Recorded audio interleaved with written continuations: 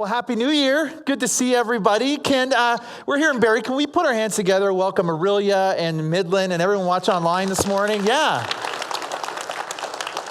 Happy New Year, everybody. So great to see you. And if you're here and it's your first time here, thanks for taking a chance on us. Maybe you came on Christmas Eve and you came back. So glad that you're here with us this morning. And I want to begin today by saying thank you to you. At the beginning of December, at all our locations, I challenged you. I said, hey, let's not coast into the end of the year. Let's finish the year strong. And as you heard at all our locations, we had record attendance for Christmas Eve at all locations this year, and which was incredible. You got in the corner of the food bank with food in December, women in need in our communities in December in a huge way.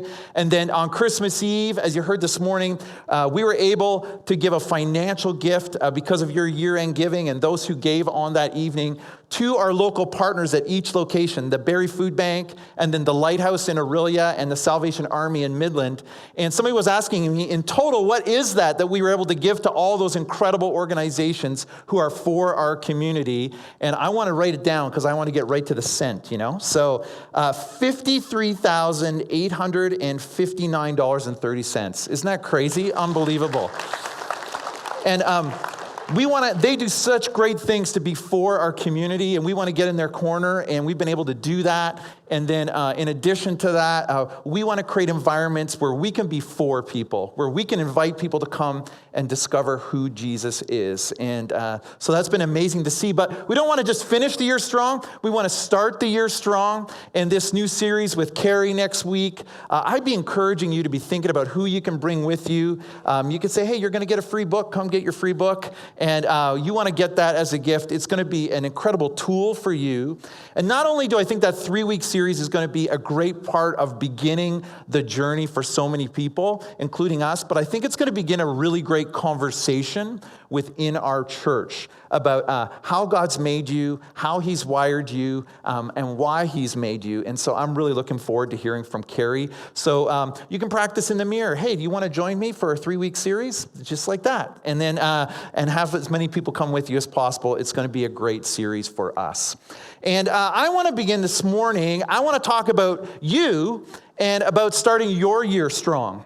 And what would it mean for you to start 2020 strong? And I want to begin telling you about a friend of mine. I have a friend, I call him Mo. His name's actually David Morrison, but we call him Mo. And his wife's name's Joanna, and we call her Joe, Mo and Joe. See, it's simple. And Mo is a guy who mentored me for a number of years of my life. He's a good friend of mine. And Mo is the kind of person who always impressed me with his faith. It was actually, Mo had the ability, one of these people who had the ability to kind of see what God was doing in your life. And Mo was the person who initially planted the idea in my mind, hey, Jeff, I know that you're a high school teacher, but have you ever thought about going into full-time ministry? And Mo is the person who began that prayer journey for me, that led me into ministry, that led me partially to where I am today, and has been an incredible influence on my life. And I actually was able to work with him on a team for a number of years.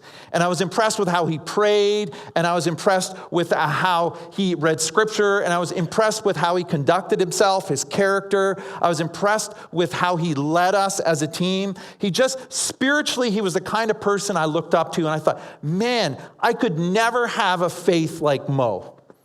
I could never have the spiritual fortitude that he has. I could just never be as spiritual as that person. He's just incredible to see. And then, as if that wasn't impressive enough, one day he walks into a room that I'm in, and he says, I need to talk to you. And I said, sure. And he said, Mo and I have been praying, and we feel like God is asking us to take our 3 little kids and move to rural Malawi, Africa, and rescue AIDS orphans. And I thought, man, how much more spiritual can this guy get? I mean, how do you have a faith that big? And then he shows me the picture of where he's going, and it's like rural Malawi, like there's a hydro pole and nothing.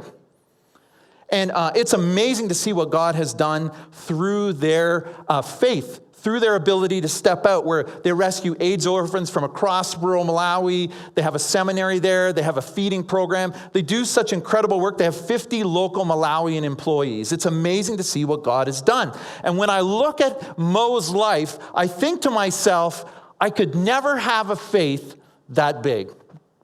I could never have a faith that big. And if you're here today and you would call yourself a follower of Jesus, odds are there's someone in your life that you think of the same way. You think, man, that person just has a big faith. Wow, that person is just way more spiritual than I could ever be. I mean, I could never do what that person has done. And even if you're here and you would say, well, I'm kind of new to the whole faith thing. I'm still on a journey when it comes to faith. Maybe the person invited you is that person, where you looked at their life and said, man, there's something about their faith. There's something different about them. In fact, some people have people they look up to who are so well known, like someone like Mother Teresa or Martin Luther King, where they'll say, man, I could never have the faith that they had. And we can see that faith and think, man, my faith is so small. In fact, I would say what often happens to us when it comes to our own faith, our discouragement sometimes can come in two forms. One form is we're too overwhelmed to think of our faith. Well, I don't have big faith because I'm too busy. I got to get the kids to hockey, or I got to get to my meetings, I got to get to my appointments, I got to get dinner on the table. I'm so overwhelmed with life, I don't really have a lot of time to think about my faith. And then on the flip side of that, where I think we get trapped, is on the flip side of that, we get underwhelmed by our faith. When we do have a moment to think about our faith, when we do have a moment to reflect on our faith, we often think, man, my faith isn't very big. I don't really feel like my spiritual life is as deep as I would like it to be. And then we get overwhelmed with life again, and we don't have time to think about it. And then when we get a moment to think about it, we're underwhelmed with our life. And it kind of goes in a circular pattern for many of us. And so what we decide to do at times of the year like this is we resolve that we're going to change that, and by making a resolution. And we say, what I'm going to do is I'm going to make a resolution that I'm going to read my Bible more. And I'm going to read my Bible more, and I'm going to get up early, and I'm going to read my Bible, or I'm going to read before I go to bed, or make a resolution that we're going to pray more. And the truth is, those things do help grow our faith a little bit. But then life gets overwhelming again. Often the resolution disappears. And we think, oh, I haven't prayed in a while. Oh, I haven't read my Bible in a while. And we start to feel discouraged again. And we feel like we're back where we were. How do you grow big faith? How do you have a faith that's bigger than you? Where does that actually come from? The faith of the people that impresses you. How do you have that kind of faith? And what if there was a catalyst to having faith that's bigger than you? What if there is a way where you could quickly grow your faith? What would that actually be? And I want to look at that this morning, and I want to look at the account of two accounts, actually, of the disciples with Jesus. Two very, actually, similar accounts, but different in really important ways. And we're going to look at the lives of the disciples, particularly Peter. We're going to look at Jesus. We're going to look at how they interacted in these two passages. And we're going to find out a way that you can grow big faith more quickly. And we're going to start by looking at Matthew chapter 8. Now, I want to let you know before we read this, that in this passage, the disciples have been with Jesus for a little while. They've been following him not too long. They've seen him do some miracles one-on-one with people, healing people, mostly healing people who are sick. He turned water into wine, which is a cool trick, and not a trick, but a cool miracle. And then in turn, he's healing people, and they're going, okay, this is pretty impressive. And then this happens to them in Matthew chapter 8. And this is what it says. Then Jesus got into the boat and started across the lake with the disciples. So I happen to have a boat here today. It wasn't a Zodiac probably, but we get the idea. So I'll get in the boat. It says, then Jesus got into the boat and started across the lake with his disciples. And suddenly a fierce storm struck the lake, with waves breaking into the boat. But Jesus was sleeping. So this is interesting. They're in a storm. They're panicked about it. Some of them are actually experienced fishermen, and they're worried about it. So you know it's bad. And Jesus is fast asleep. And so when they panic, the disciples went and they woke him shouting, "Lord, save us, we're going to drown." Right? Let's look for the leader. Okay, Jesus, you're the leader. Where are you? Oh, you're sleeping? Okay. Well, let's wake him up. Jesus, we're going to drown. We're going to drown. Now, this is interesting to me because Jesus responds and he doesn't even get up. You know, I've got a teenager at my house. I don't know if you've ever had one at your house, but it's kind of like that. I picture him kind of looking up with just one eye. You know, it doesn't even open the other eye. And the storm's still going on. And he says, "Why are you afraid? You have so little faith." And I think it has an exclamation mark on it because the storm is so loud, he had to yell it. He says, "You have so little faith." Then he got up, he rebukes the wind and the waves, and suddenly there was a great calm. And the disciples were amazed. "Who is this man?" they asked. "Even the wind and the waves obey him." Now, what's interesting about this passage is that for the disciples, they're so amazed. And the reason they're amazed is they've seen Jesus healing people one-on-one. They've seen Jesus turn water into wine. But now they see Jesus having power over all of nature. And for them, this is like, okay, this is like a whole other level. Like this isn't just one-on-one. This is him calming an entire storm. This is Jesus having control over what's happening in the world around us. He can change our circumstance. And traditionally, the way that, and I think rightfully so, Christians have looked at this passage metaphorically and have said, hey, this is a metaphor partially for our lives. It's a true account, but also a metaphor for the fact that Jesus is present with us in our storms. That Jesus is with us in our storms. No matter how little our faith is, he's present with us. And I think that that's true. But to me, this story, this original story in chapter 8 of Jesus with the disciples, where he calms the storm, really for them is faith 1.0 for them. This is really account 1.0 for them. Because they have another experience in a storm with Jesus, and it's different in many ways. See, what happens is after this happens in chapter 8, he calms the storm. They continue to journey with Jesus. He's healing people some more. And then what happens, he's preaching, the crowds are getting bigger, and then he feeds 5,000 people with a handful of bread and fish. And this is blowing their mind. So now they know Jesus much better than they did the first time they were in a storm. And there's a second account of Jesus with the disciples in the storm. And this one is really, in some ways, very different. And I think it's important for us as we try to understand, what does it mean to have a faith that's bigger than us? And this is what it says in Matthew 14. It says, immediately after this, Jesus insisted that so this is after this miracle of feeding 5,000, Jesus insisted that his disciples get back into the boat and cross to the other side of the lake while he sent the people home. And sending them home, he went up into the hills by himself to pray. And night fell while he was there all alone. So what's interesting in this account is the disciples are in the boat. They're in this boat, but Jesus isn't there this time. He actually sends them on their own. And he goes up to the mountainside to pray. Now, why does he go to the mountainside to pray? Well, there's a couple of reasons. One is, some people would say he just needed some rest. Another reason is his friend John the Baptist was just beheaded for telling people about the coming of the Messiah, of Jesus. So he's grieving the loss of a friend. But I think he's also on the mountainside praying because he just sent the disciples into a storm alone in the boat.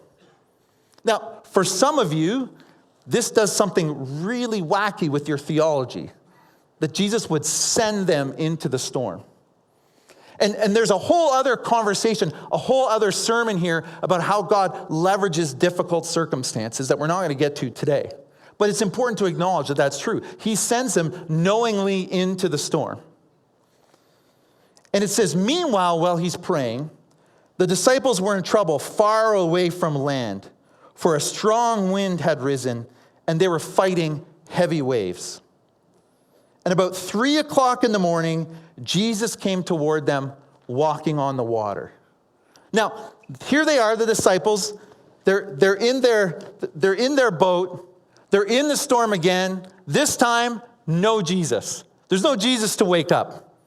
This time, they're on their own in the storm. And Jesus comes walking to them on the water. And this is their response. When the disciples saw him walking on the water, they were terrified. And in their fear, they cried out, "It's a ghost." They're in the boat, they're looking out in the distance, and somebody says, "Is that Jesus out there? Is that Jesus coming my way? Is that Jesus coming our way?" And then they're terrified. Maybe it's a ghost that's coming our way. I think it's interesting in our lives that when Jesus shows up in our lives, often our immediate response is fear. Often at first, we're thinking, I'm not sure if that's Jesus. I remember when I originally came to Connexus, what happened was I was working in Oakville, working at a church that I loved for 7 years, and I started to get a burden to create churches that unchurched people love to attend. And that's our vision here. And what happened was I started to Google. I heard there was a church in Barrie, Aurelia, Oro. I'd never heard of Oro. And I typed it in, I Googled it, and I found this Connexus church, and I clicked on a tab that said employment opportunities. And then it opened up. There was one opportunity, and it was for student ministry, which was what I was looking for at the time. And I remember when that happened, the feeling of fear that I had. Jesus, is this you telling me that I should apply for this job? I didn't feel excited. I felt afraid. I like my life. Right? I got a nice house. I got a beautiful wife. She's still beautiful. I got 2 kids, right? And one of them is a brand new baby. And for me, it's like, Jesus, is this you? I'm not feeling excited. I'm feeling afraid. I'm not sure I'm up for this change. I'm not sure I'm up for a new challenge. I'm not sure I want to disrupt my life. I'm not sure I want to take this step. And I think as we head into 2020, I think that one of the questions I want to ask you today is, what is Jesus saying to you? Where in your life is Jesus coming to you? About your job situation, about the relationships that you're in, about the opportunities that are in front of you, about the hard conversations you need to have. And often when Jesus comes, you can immediately be afraid. And when we're afraid, we run. But you can't run when you're in the boat, in this case. And what happened is night fell. Sorry, I lost my spot. And about 3 o'clock in the morning, Jesus came toward them walking on the water, and they were terrified. It's a ghost. But Jesus spoke to them at once, and he said, "Don't be afraid. Have courage. I'm here." Don't be afraid. Have courage. I'm here. He's saying, hey, I'm present. Hey, when you're afraid as I approach you, I'm present. It's me. I'm here. Now, my immediate thought would be, if you're the disciples and you're in this boat and you see Jesus and you realize it's him on the water and you're in the storm and he says, "Don't be afraid." If you were back in Matthew 8 and you saw that happen, my thought would be, your response should be, "Jesus, that's you? Come get in the boat and calm the storm like you did in chapter 8. Come get in the storm and stop this like you did in chapter 8. But that isn't what happens. In Faith 2.0, in the second version, you see Peter respond in a completely different way. It says, "Then Peter called to him and said, 'Lord, if it's really you, tell me to come to you walking on the water.'" Jesus, if that's you out there, after all I've seen, tell me it's you. I'm going to walk on the water. I want to do what you're doing. I want to see what you're seeing. I want to be a part of what's happening here. And what happens is, Jesus says, "Yes, come." And it says, Peter went over the side of the boat and walked on the water toward Jesus. And I can't imagine what that was like. I don't know if he took his shoes off or not. I'm going to leave mine on today. But what happened was, you think he first put his foot over, and what that must have been like to feel like, is it going to be firm or am I just going to fall right in? And then another step. And then another step. And as Peter is taking step by step by step, his faith is getting bigger and bigger and bigger because he decided to get out of the boat. And I think the question for all of us in 2020 is, in what area of our life is Jesus asking us to get out of the boat? In what area of life? Maybe it's you've never started that business and you know at the end of the day that God has called you to take a chance and start it. That maybe Jesus is calling you to start a relationship. Maybe Jesus is calling you to end a relationship. I like having a boyfriend, but I know he's not the one. And maybe he's asking you to get out the boat and have that conversation.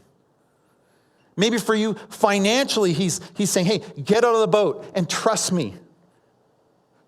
Trust me, it's time to get your finances in order. Make the hard decisions that you need to make in order to get out of the debt that you're into. Or maybe financially he's saying, hey, you need to downsize your life so you can choose to be more generous. Where is he asking you to get out of the boat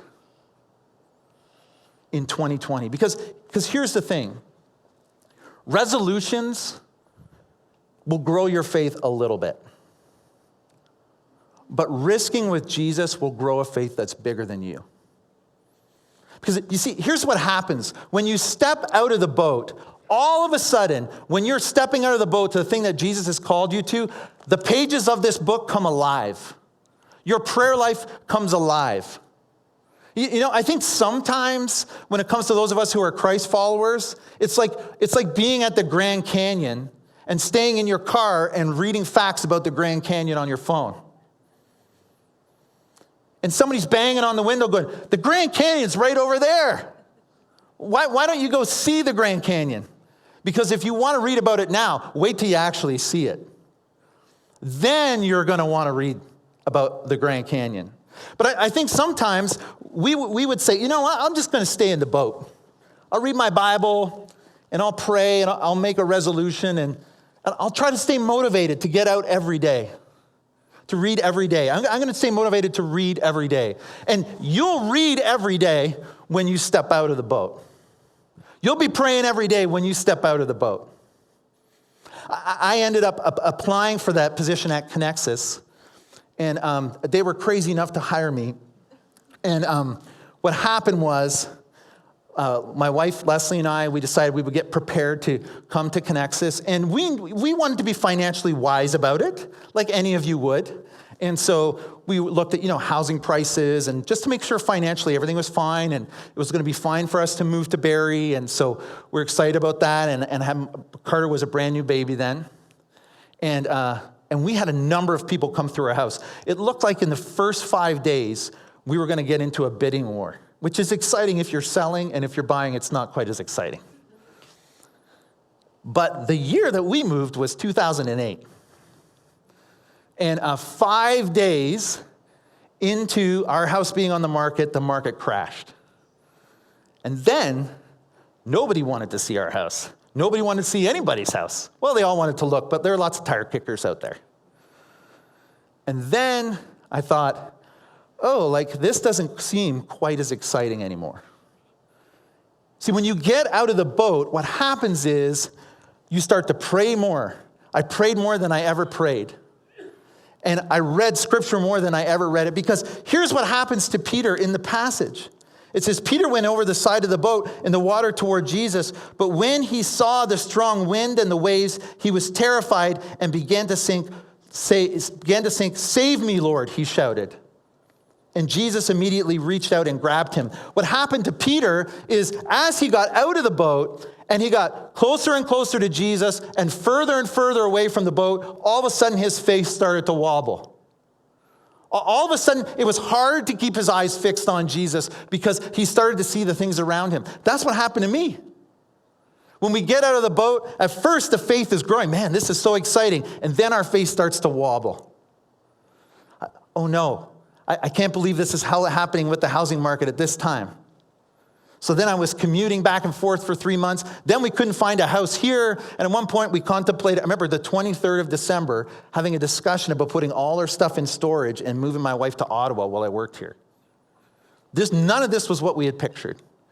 And my faith began to wobble. And then in the midst of that, I got kidney stones, which is a whole other sermon in itself. Pain and suffering sermon. We'll save that for later. And my faith began to wobble. And when you step out of the boat, your faith begins to wobble. That's going to happen. But then Jesus reaches out and grabs Peter and pulls him up. And his eyes again are fixed on Jesus, locked on Jesus, because all he has there is Jesus. Because the boat now is way, way too far away. He's burned the boat. But his faith continues to grow. And this is what I think why you have to look at these two passages together, because this is what Jesus says to Peter. Jesus immediately reached out and grabbed him. He said, "You have so little faith. Why did you doubt me?" See, here's the thing. The difference between my friend Mo and me is not that he has big faith and that I have little faith. It's just that he's taking his little faith and getting out of the boat. In both cases, they had little faith. He didn't say, "Peter, you got out of the boat. You've got such big faith now." We all have little faith. It's what we do with that little bit of faith. It's about our willingness to say, I'm going to take a step outside of the boat. I'm going to take a step out and see what God does. Jesus, is that you calling me? Because if that's you calling me, I'm ready to get out of the boat. I'm going to try to get out of the boat. And I'm afraid, but I'm ready to try. And I know my faith's going to wobble, but at the end of the day, I know my faith is going to be bigger than me. And taking that risk will be bigger than any resolution you can make. And then at the end, I love this part at the end. It says, when they climbed back into the boat, the wind stopped. And the disciples worshiped him. "You really are the Son of God," they exclaimed. You really are the Son of God. Here's what I think is between the lines of that. Jesus is in the boat. The disciples are in the boat. The storm has calmed. They're all worshiping him. I don't know if they're praying. I don't know if they're singing to him. I don't know what they're doing to worship him. But here's what I know. There's one person in that boat who's worshiping with a bigger heart than everybody else. And that's Peter. Because they all stayed in the boat. But he experienced something none of them experienced. He saw something none of them saw. He had an encounter with the Son of God that none of them had because he was willing to get out of the boat. See, when we come here on a Sunday morning and we sing about how great God is, the people who are out of the boat are singing in a totally different way. Because they understand what it is to have their eyes fixed on Jesus, because that's all there is. And we worship in a different way. We encounter God in a different way when we decide to get out of the boat. You see, resolutions are going to help your faith grow a little bit. But risking with Jesus will grow a faith that's bigger than you. And so the question this morning that you can't leave here without asking yourself is, where is God asking me to get out of the boat in 2020? Where is God asking you to get out of the boat in 2020? Now, you might not know the answer. Some of you are like, I already know. I already know. You know, and if you already know and your spouse doesn't, this is when it is appropriate to give them an elbow. Just say, hey, I already know.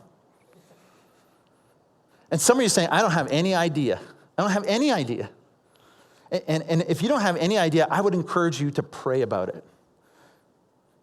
Because for some of you, this is about a career change. For some of you, this is about getting out of your boat when it comes to your parenting. For some of you, this is about getting out of the boat when it comes to a relationship that you need to begin, that you need to end. For some of you, this is getting out of the boat financially. I'll be honest. For Leslie and I, getting out of the boat has at times been financial. I remember the first time we gave a check to the mission of Connexus, and I was so concerned that we weren't going to have the money on the other side.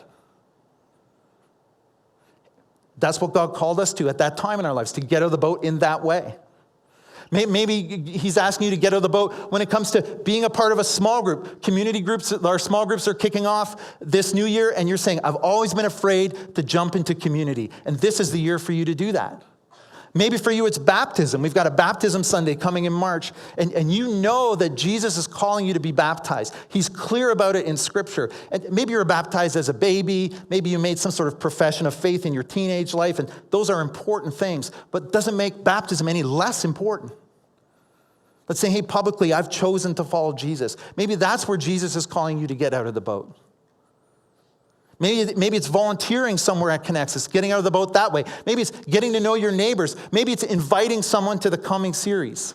When we look at what God did on Christmas Eve at Connexus, that's because people decided to get out of the boat and invite someone who Jesus called them to invite.